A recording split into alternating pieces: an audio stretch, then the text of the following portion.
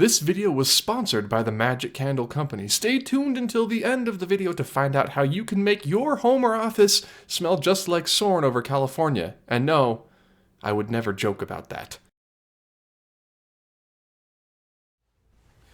Oh, hey, just me, your average everyday EPCOT fan, enjoying my average everyday at EPCOT. It's not really easy being an EPCOT fan. You have to always be right about everything. You have to be super smart, extremely attractive, a people person, a people pleaser, and we're usually rich and famous.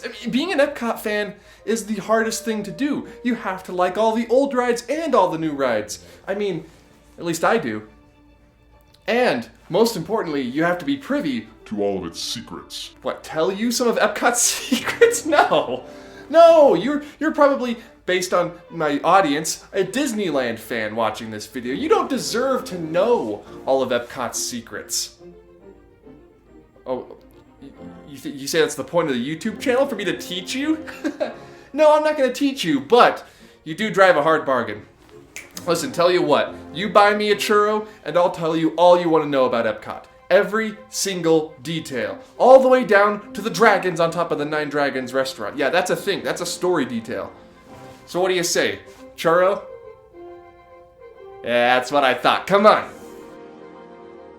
Oh, EPCOT, how I love you so. Oh, how irreplaceable you are and how futuristic you will be once the transformation is complete. Now, EPCOT is a park that is full of secrets and details. It's one of the last remaining sort of classic Disney parks. A park that was built and designed by Walt Disney's original Imagineers, those who worked on Disneyland. Rolly Crump helped design the Land Pavilion. Ward Kimball designed all of World of Motion. Horizons, bring back Horizons, was a direct sequel to Walt Disney's Carousel of Progress. You can see the love and detail that Walt's original Imagineers put into this park. Even today, that spirit, I think, personally, you might not think this, but I think it's alive and well. And so when it comes to secrets and details, there are so many to get through. So I am going to do 5 entries from Future World, the front of the park, and 5 entries from the World Showcase, the back of the park. Unless you come in through the Skyliner, then that's swapped. But 5 from Future World, 5 from World Showcase. And what better place to start than at the very front of the park, just as you walk in to your right at I forgot about that. Okay, well, Guardians of the Galaxy Cosmic Rewind is an attraction that hasn't opened yet, actually. It's not open to the public. But there is a detail on the outside of the attraction that we already know about, even though it's not open, and that is on the facade of the former Universe of Energy Pavilion, now known as the Wonders of Xandar Pavilion. Now, you may think with all of that buildup that it's this super cool, full-scale replica of a Nova Corps starfighter from the first Guardians of the Galaxy movie, but it's not. It's behind it. When they were putting in the metal paneling for the facade of Guardians of the Galaxy Cosmic Rewind, people were going crazy, especially Imagineer Zach Ridley, the guy who's behind the entire overhaul of EPCOT. Trust me, if you want EPCOT secrets and details, his Instagram is a goldmine, and some of the entries on this list may or may not be from there. And on December 21st of last year, 2021, he shared this video of the Nova Corps emblem on the front of the building. And did you notice something really cool that just happened? Let me play it again. It changes colors depending on where you're standing. Purple to yellow, the colors of the Nova Corps. If that is not the coolest thing I have ever seen on a facade, I don't know what is. That's just a whole new level of interactivity, and I applaud the Imagineers for this small yet very significant touch. Guardians of the Galaxy Cosmic Rewind opens this summer at EPCOT, and you can bet your bottom dollar that I will be there, walking back and forth in front of the building, just watching this thing change colors. Remy's Ratatouille Adventure recently opened, and boy, is this ride amazing. People complain that they speak French on the attraction, even though it takes place in France. I don't really get it, but I love Remy's Ratatouille Adventure. It's such a good ride. It's trackless. You gotta wear 3D glasses, but the smells at the end and the sets, they're all better than I thought they would be. Personally, I wasn't really looking forward to it too much, but it pleasantly surprised me. Now, Pixar, the studio that made Ratatouille, is known for putting Easter eggs in all of their movies, like the Pizza Planet truck in every single Pixar movie except for The Incredibles. And while, yes, you can find the Pizza Planet truck inside on the ride, this Easter egg is actually outside. If you remember toward the end of the movie, the current chef at Gusteau's, Jonah Skinner, chases Remy and Linguini through the streets of Paris on his red scooter. And that very same scooter can be found right outside the exit of Remy's Ratatouille adventure as you're coming out of the attraction, sitting there completely unattended next to another scooter. And the black scooter next to it belongs to none other than Colette. So I guess this little area as you're coming out of Remy's Ratatouille adventure just sort of serves as staff parking. Huh. But either way, next time you're leaving Remy's Ratatouille adventure, strike a pose next to these two awesome scooters and just know that they were ridden by characters in the film. Even though it was animated, they're replicas from the animated movie. They weren't real. You know what one of my favorite underappreciated areas at EPCOT is? The Seas. With Nemo and friends, formerly known as the Living Seas. It's really fun to go in here in the middle of the day, watch them feed the manatees, and look at all the wonderful ocean life that graces our planet. It's a really fun experience. I highly recommend going in. You don't have to ride the ride if you don't want to. But boy, is it fun, and there are tons of references to the old Living Seas Pavilion. The building itself, of course, is called Seabase, a reference to its old name, Seabase Alpha, back when it was the Living Seas. But inside, just as you go in through the doors to the gift shop, you will find a bronze plaque engraved with the name, The Living Seas. And next to it, you'll find a list of the people who helped plan and research the Living Seas, the original name for the pavilion that they just, I guess, haven't changed since. It's still there. So yes, while it is fun to talk it up with Crush, pose inside Bruce's mouth, and watch all of the manatees eat all of their lettuce, it's actually really fun watching them eat lettuce. Remember to take a moment and do what Chapek wants you to do, and stop by the gift shop, but not to buy anything, but just to have a look at a piece of EPCOT history right there before your very eyes. Do you all know what a civic clock is? No? Do you want me to tell you? I'm gonna tell you what it is. Before we were all walking around with smartphones and watches on our wrist to tell the time, the average person like you and I didn't really have a way to know what part of the day it was. I mean, sure, you could look at the sun and you'd know when it was noon, sunset, or sunrise, but everything in between was a bit iffy. And so civic clocks were put in town squares or very prominent places to help the average Joe like you and me tell what time of day it was. And a civic clock exists in the Morocco Pavilion. That's where we're going. World Showcase. Come on. Pictured here is the civic clock you can find in the Morocco Pavilion. Thank you, Zach, for enlightening all of us. I had no idea this actually meant something, but it's EPCOT! It's Disney! Everything means something! Just to the left of Restaurant Marrakesh is this Magana, or a water clock. And now I'm going to quote Zach directly to tell you how this worked. 13 wooden beams extend from the wall above street level. Each held a brass bowl into which a metal ball would drop from the window above to chime the hour. The clockworks were inside the building, powered and regulated by a water cistern that drained at a steady pace. The real Madonna that this one is based off of is located in the city of Fez and is 5 centuries old, in a building called the Dar al-Magana, or the House of the Clock. Just a really cool, real-world innovation that is showcased very quietly and subtly at EPCOT, a park that is built around innovation and the human spirit. And food. Did I mention this one is not functional? Oh, Horizons, bring back Horizons. How I miss you so. Your slow-moving Omnimover style dark ride-isms, your sort of being a sequel to the Carousel of Progress, and your wonderful vision of the future, even though I never got to ride it. Horizons has a very strong cult following amongst EPCOT fans and Disney fans in general. Horizons is a massive part of Disney history. It was one of EPCOT's signature attractions back in the day. And then, you know, the whole sinkhole thing happened and they had to tear it down. And on top of its corpse, they built Mission Space, a ride I haven't been on in probably 8 years. Get a little vommy, get a little nauseous. My tummy starts to hurt. What's wrong with not wanting my tummy to hurt? I'm at EPCOT. I got a lot of food to eat. Anyway, everybody loves Horizons, and so Disney has to put a new Horizons Easter egg in every single new attraction they open, okay? That's a rule. And when you go to dine at the new restaurant Space 220 located right next to Mission Space, you may see a few Easter eggs alluding to the future where Horizons may be a reality. Not in our real future, that thing is gone, but in the fictional future of Space 220. Just a few moments, you'll be on your way up to Space 220 aboard the Centauri space station. Enjoy the ride. Wait, whoa, did you hear that? Did you hear what she called it? If you look above, you'll see Centauri space station coming into view.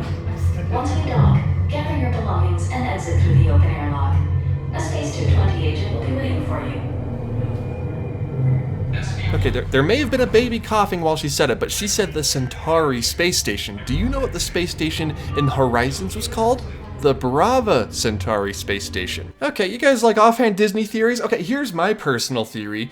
The Brava Centauri space station is a later incarnation of the Centauri space station that we visit in Space 220. Since Space 220 is tied into the story of Mission Space, which happens, sort of today, maybe the near future, and Horizons happens in the far future, later on down the line, you have the Centauri space station or the Alpha Centauri space station, and then later on down the line, you get the Bravo or the Brava Centauri space station, the second incarnation, the one we see on Horizons. Thank you, everybody. I'll be here all week. That is my theory, and I'm like 99% sure that that's canon. That's legit. And if you want to see the Brava Centauri space station, that's actually the secret I wanted to talk about, head to the entrance of Mission Space and there will be a mural just to your right. And little small, hidden in the mural, you can see it. Right there, Brava Centauri from Horizons. It lives. It lives. Just bring back Horizons. Listen, Mission Space is fine, but just bring back Horizons and we can just go on it as many times as I want. I won't get sick at all. I can eat as much food as you want. I'll spend all in the gift shop, Chapek. I'll do whatever. Oi, I think. Welcome to the UK Pavilion, the pavilion where you can get fish and chips, teapots, and of course, the Scotch egg. Delicious. I think the UK Pavilion is underappreciated personally. The UK and Canada are probably two of the most relaxing pavilions. Ones where you can just go and relax in the gardens and just take a walk around and you just bask in the atmosphere. It's very quiet in the back streets of the UK Pavilion, and I really appreciate that. I like a good quiet spot. But as you walk through the streets of the UK, take a look at the buildings and architecture around you. You'll find that it seems to change as you continue walking all the way through to the Millennium Village, or the Festival Center as it's known now. And this isn't just Disney Imagineers showing off the different architectural styles of the UK. Well, I mean, it is, but there is a method to the madness. Now, you don't have to ride Spaceship Earth in order to time travel, right?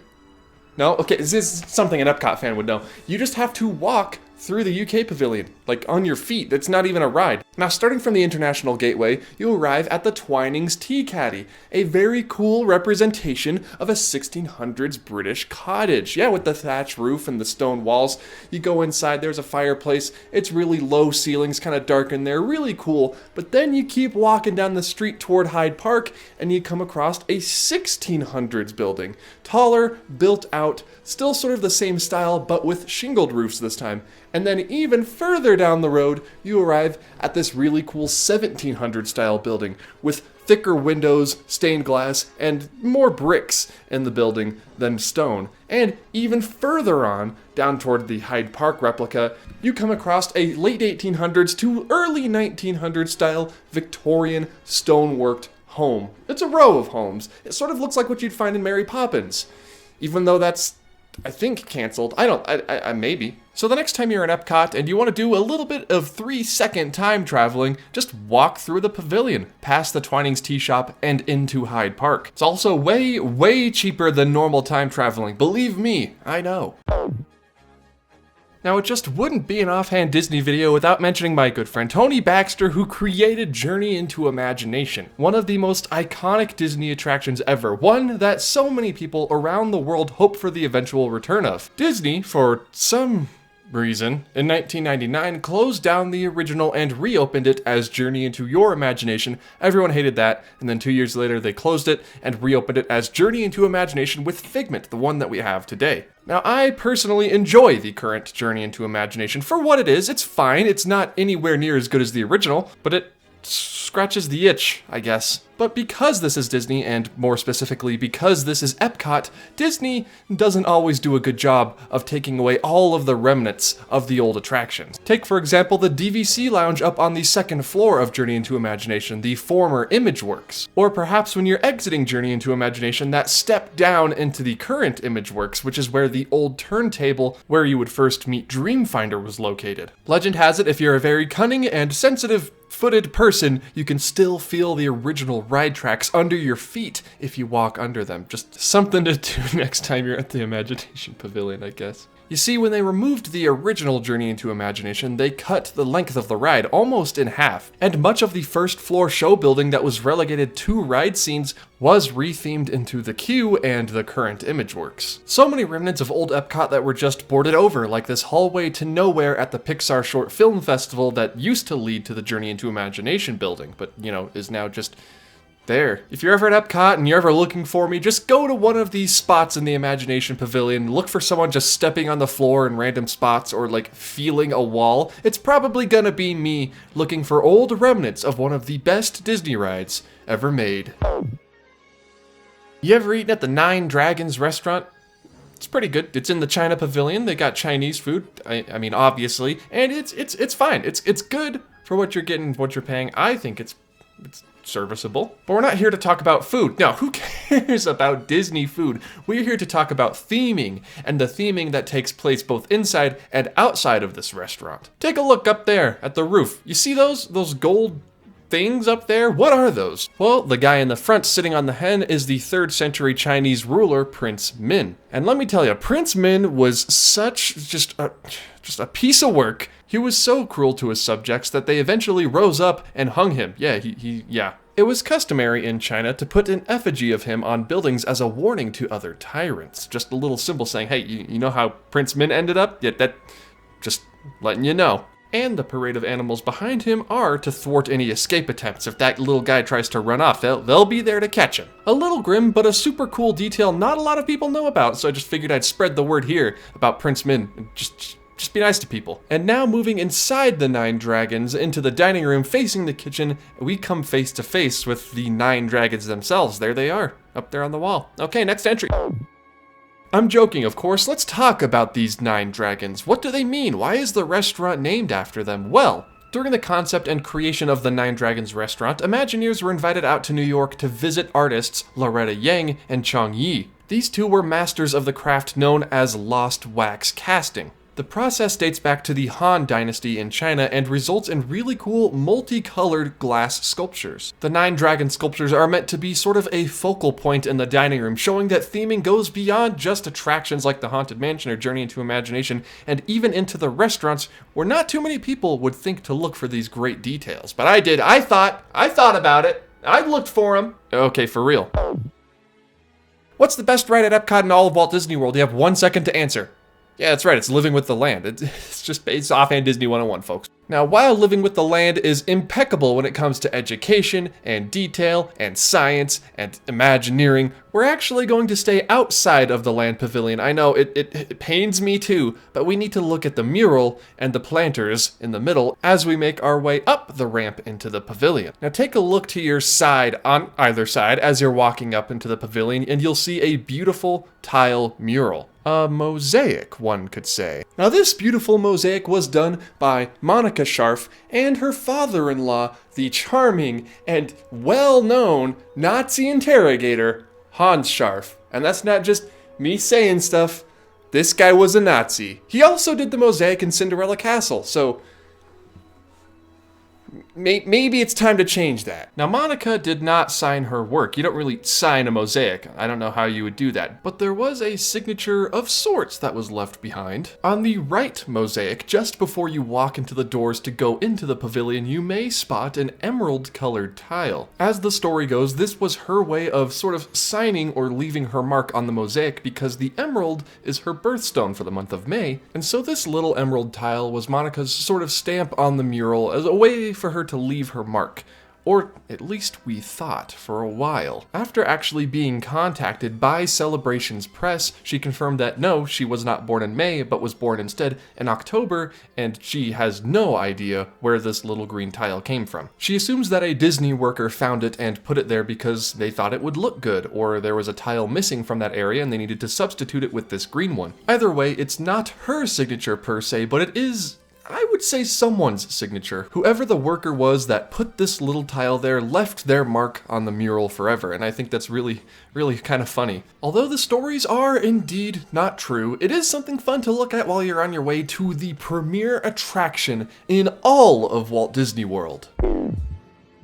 Remember all those entries ago when I said EPCOT is the last park built by the people who worked personally with Walt? You can still feel that as you walk around Future World and the World Showcase. There's just this sort of vibe in the air that exists only at EPCOT, the Magic Kingdom, and the original Disneyland. I don't really know how to describe it. And if you need something a little bit more tangible than vibes, allow me to introduce you to this. So most of us know at this point that Walt has a lamp above the fire station at Disneyland. Walt was the driving creative force behind Disneyland. It was like his baby, his passion project. He loved it so much, and of course it's only fitting that he has a lamp reminding us that he's always in the park, even though he may not be here anymore. And that's all well and good, but who was the creative force behind Walt Disney World? Who was the driving force to get Walt's dream finished? Who was the man who took it upon himself to construct the Magic Kingdom in 1971? That's right, Roy Disney, Walt's brother. And if Walt has a lamp, I think it's only fair that Roy has one also. And he does. When Walt Disney World opened in 1971, Roy was gifted a special lamp by the government or the Japanese arm of the Walt Disney Company. I'm not sure which one is which. I hear differing reports. Some say that the Japanese arm of Disney gifted it to him, and others say that the actual emperor of Japan at the time, Hirohito, was the one behind the gift. Either way, someone from Japan gave Roy this lantern, or Toro. Often found in Buddhist temples, Shinto shrines, or just Japanese gardens, they were originally intended to illuminate darkened pathways. Now, Roy didn't put this lantern in his own home or back at the studios in Burbank, but instead somewhere at Walt Disney World. But remember, EPCOT wasn't open. This was 1971. He decided to place it instead at Disney's Polynesian Village Resort, the best resort on the monorail loop, if I do say so myself. But of course, once EPCOT opened in 1982, Imagineers knew that it would be a better fit for the Japan Pavilion. And here's something that's a little crazy. The lantern that was sculpted and created in the early 1970s has a deer on it. That deer represents Nara Deer Park, today known as just Nara Park in Nara, Japan, famous for Nara Dreamland. I just said Nara a lot, but it's got Disney ties, like a lot of them, weirdly. And not only is the defunct Dreamland located in Nara, Japan, but also a Buddhist temple called Horyuji, whose pagoda was the reference and the inspiration for the one in the Japan Pavilion at EPCOT. Did they plan this out 10 years beforehand? Or were the Imagineers like, well, the deer's already on the lamp at the Polynesian, so we have to model it after Horyuji? What came first, Disney, the lamp or the pavilion design? You have to answer me this question right now. I'm gonna lose it. I'm gonna lose it. Where was I going with this again? Oh yeah, Roy. Now it makes sense that Walt has a lamp at Disneyland. It was his park. And it makes sense that Roy has a lamp at Walt Disney World. It was his park, except it's not at the Magic Kingdom, it's at EPCOT. But I think it's really, really cool that, although it's not the same kind of lamp, Disneyland's famous lamp in the windowsill has a less famous, more reserved, much like Roy himself, brother on the other coast of the United States. There's just something poetic about that. Next time you walk past it, just pay your due respects to the second lamp. And that's it. Those are my top 10 favorite secrets and details at EPCOT. Go on, you can go home now. Unless that is, of course, your house smells stinky and disgusting, and you'd rather it smell like the Disney parks. Maybe your favorite attraction at EPCOT, soaring over the world, or over California for that matter. Sponsor time. If you're interested in making your home or office smell exactly like different scenes from different rides at the Disney parks, or even Universal, if you are into that sort of thing, please head over to themagiccandlecompany.com and use offer code OFFHAND15 to get 15% off of your entire order. Doesn't matter if you want candles, if you want hand soap, hand sanitizer, wax melts, or fragrance oils, they have all of it over there, and it all smells just like your favorite scenes. You want your home to smell like Pirates of the Caribbean? Pirates Life. You want your house to smell like Haunted Mansion? Haunted. You want your house to smell like the secret hidden offhand Disney exclusive Jean Lafitte scent? Light them both at the same time. Or you can put their foaming hand soap in your Mickey foaming hand soap dispenser to make you feel like you're on vacation at Tokyo Disneyland, where I've never been before, but they have these apparently everywhere, and it's awesome. Once again, that's magiccandlecompany.com. Use the link in the description and use offer code OFFHAND15 at checkout for 15% off your order. And a massive thank you to the Magic Candle Company for sponsoring this video. So yeah, I guess you're like in the EPCOT fan club or whatever now. It's just like, don't make it weird, because it's like a really exclusive and cool club that you're joining. Just like be cool and be chill, and it'll be like good, but like if you're weird about it, it's gonna make me weird about it. And then we're not gonna be able to be cool EPCOT fans anymore, so I guess you know everything, all the cool secrets and details, let's just be chill, and we'll just hang out and be EPCOT fans for a little bit, alright?